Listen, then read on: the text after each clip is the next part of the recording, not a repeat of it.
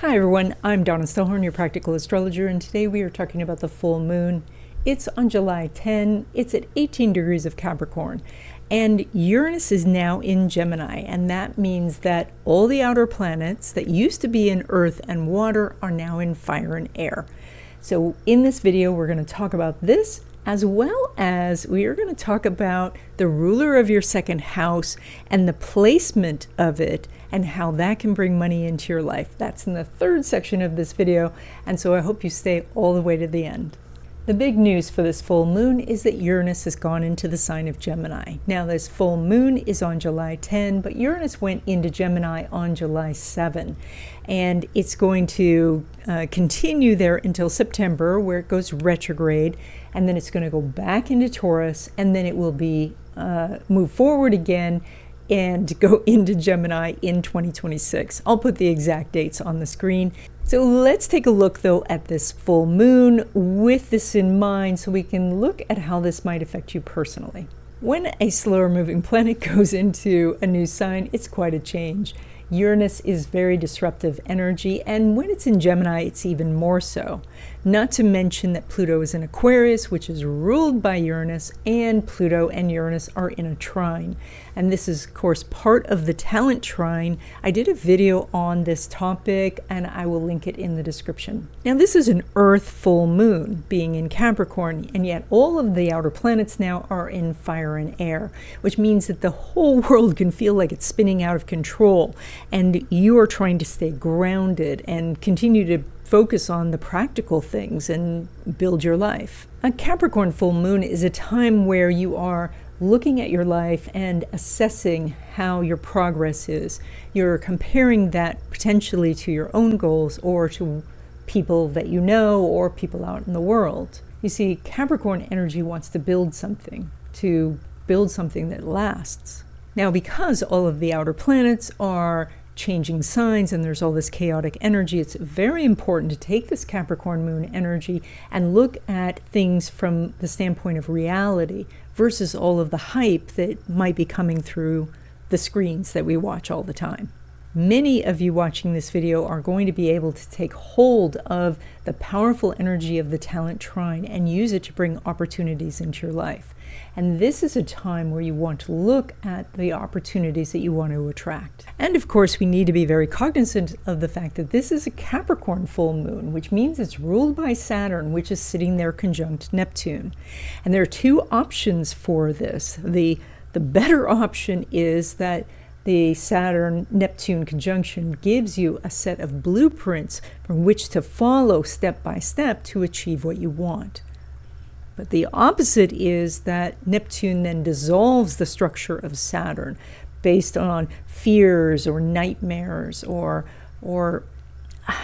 anxiety in general. So the best thing to do during a Capricorn full moon is to stick with the practical, to be aware of your duties, your obligations, and your responsibilities. And don't cut corners. Do the right thing, because reputation is important at this time. Hi everyone, I just wanted to pause this video for one quick second to say I'm sorry. I have just found out that my contact form on my website has not been working, probably for weeks. And I did not check it, and I didn't know it wasn't working. So if you have sent in your birth information and not received a chart from me, or you've sent in a question and you have not received a response from me, then it's because I did not get your email. And I'm getting it fixed, and so, or it is fixed by the time you see this. And thanks so much. And now back to the video. Okay, Leo, you're a fire sign, and now all of the outer planets are either in air signs or fire signs, and both of those are compatible for you. So this could be a really amazing period of time for you. It's going to be a couple of months this year, and then next year, when everything goes back into these air and fire signs, it could be a very, very strong period for you. Now, during this time now with Uranus and Gemini, you could get some amazing ideas. And the full moon over the next 2 weeks is talking about how you use your time on a daily basis. And so as you are getting these new ideas and looking for where you can shoehorn these into your day, it's time to maybe revamp your schedule and look at what needs to be let go of that you're doing on a regular basis so you can free up time for these amazing ideas. Now, when it comes to relationships of all kinds, the issue comes down to time. There is not a connection going on between the Sun and Uranus, so this means that maybe you're working a lot, maybe you're just busy, maybe you are pulling back so that you can focus on some of this inspiration you're receiving from the universe. All of that's fine. This is only a 2-week aspect, but if you're trying to work something out with your partner, you're going to have to be very conscious and very present because the aspect's not there to assist you. Now, when it comes to your money, you pull money from Mercury, which is in your own sign of Leo right now, and that means that it is you taking a leadership role, taking the action, initiating things, and as you do, then the money comes in. So if you are waiting for somebody else, it's time to stop waiting and see what you can do on your own, or maybe go around that person or find somebody else. But this is all about taking action, massive action towards your goal. Now, when it comes to money from business or from investments, Mercury's not making an aspect with Neptune, so you're kind of at just the usual amount that is coming in, and this is mostly because your attention seems to be elsewhere. There seems to be more attention right now that you're paying to getting official documents in order, or learning how to use new software, or getting something up to speed. So this energy is going to line up better in the future.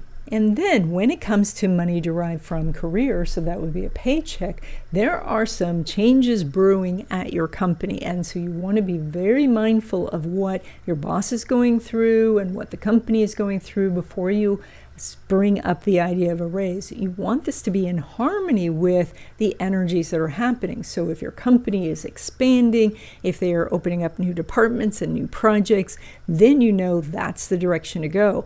If your company seems to be contracting, then you want to hold on and wait for a better aspect. Okay, in the third section of this video, I have a couple of announcements, and then we're going to continue talking about the second house and the money in your chart. The New Month Wishes class is on July 1st at 12 p.m. Pacific time. If you watch this video after July 1st, then the next class is on August 1st, and it's at noon Pacific time. This is a free class where we talk about the astrological happenings for the month, and then together we write our wishes, and then we energize them together in a short meditation. This class is by Zoom, it's free, and there is a link to register in the description. Members of this channel get access to deep dive videos on astrology, especially more topics about what's happening in the world, and also going more deeply into the interaction of the different cycles. The membership button to join is right by the subscribe button, and so I hope you become a member. So a few weeks ago, we started looking at the money in your chart, and so we've talked already about finding your second house cusp, finding the sign on the second house cusp, and that leads us to the ruler of that sign, or the ruler of your second house. Now, you do have 4 money houses, so we're really focusing right now on the second house. And the second house is more about how the money flows into your life and flows out of your life. So once you know the sign on the second house cusp, then you can find the ruler of that sign. That planet is going to be the planet that rules your money house, the second house. And whatever house that planet is in is a source of money for you. And that is, you go to the sign on your house cusp, the second house cusp, and that sign is ruled by a planet in your chart, and you go to that planet, wherever that planet is, whatever house it is, you pull money from that house. So, for example, if you have Leo on the second house, Leo is ruled by the sun, and if you have the sun in the 7th house, you pull money from the 7th house. Now, as I said before, this is just one of the places you can pull money from. We will talk about the other places in future videos. If you're interested, let me know in the comments. So if the ruler of your second house is in the 1st house, then You get money through entrepreneurship, freelancing, public speaking, acting, personal training, life coaching, motivational coaching, team leadership, construction, or anything that involves doing something physical. If the ruler of your second house is in the second house, then you make money through things like financial advisor, accountant, doing real estate, entrepreneurship, wealth management, selling luxury goods, selling collectibles, dealing with fine jewelry or precious metals. If the ruler of your second house is in the third house, then you can make money through writing, teaching, journalism, public speaking, selling cars, driving, so anything where you're driving a truck or delivery service, graphic design, dancing, singing, and I should point out with this placement, this is the most common placement I see for CEOs because it also aids in communication. If the ruler of your second house is in the fourth house, you could make money through real estate, home-based businesses, interior design, home renovation, dealing with antiques and collectibles, landscaping, family counseling, historical research, home organizing, or having a daycare. If the ruler of your second house is in the fifth house, then you could make money through things like creative arts, the entertainment industry, gaming, fashion design, children's education, party planning, fertility services, speculation, which includes gambling, music, theater, and content creation. If the ruler of your second house is in the sixth house, you can make money through healthcare services, medical billing, fitness training, being a personal assistant, pet care services, alternative healing, home organizing, personal chef, working in a laboratory, doing environmental work, and accounting. If the ruler of your second house is in the seventh house, you could make money through human resources, business partnerships, legal services, coaching services, event planning, matchmaking, public relations, marriage counselor, personal shopper, color consultant, chess master, or interior decorator. If the ruler of your second house is in the eighth house, you can make money through investments, investment banking, tax consulting, estate planning, forensic work, private investigator, mergers and acquisitions. You could be a mortician, debt management, research and analysis, psychic and intuitive services, art investment, crypto, and medicine, but involving surgery. If the ruler of your second house is in the ninth house, your money could be made through higher education, photography, publishing, travel writing, legal consulting, foreign language instruction, spiritual or religious leadership,